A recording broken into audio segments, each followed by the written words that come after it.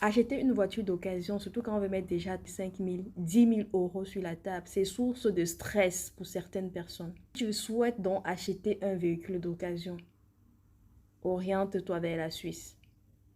La Suisse met en place des systèmes qui font que si tu achètes une voiture d'occasion là-bas qui a son contrôle technique, là-bas ils appellent ça du MFK. Tu sais que la voiture là, il n'y a rien dessus, que c'est à jour de ses entretiens. Ici en France, il y a des personnes qui fraudent au contrôle technique. Là-bas, c'est impossible. 4 critères pour moi qui sont très importants, qui m'orientent spécifiquement vers la Suisse quand j'achète une voiture d'occasion. Déjà, les Suisses ont des véhicules très fiables et très souvent, ils ne conduisent pas une voiture au-delà de 100 000 km. Oui, ça peut arriver, mais ce sont toujours des voitures très bien entretenues.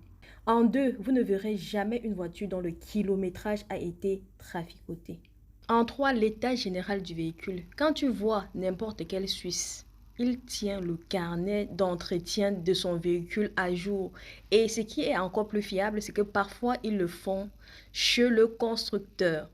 Et bien qu'ils vont chez des mécaniciens, tout doit être impérativement noté dans ce carnet d'entretien.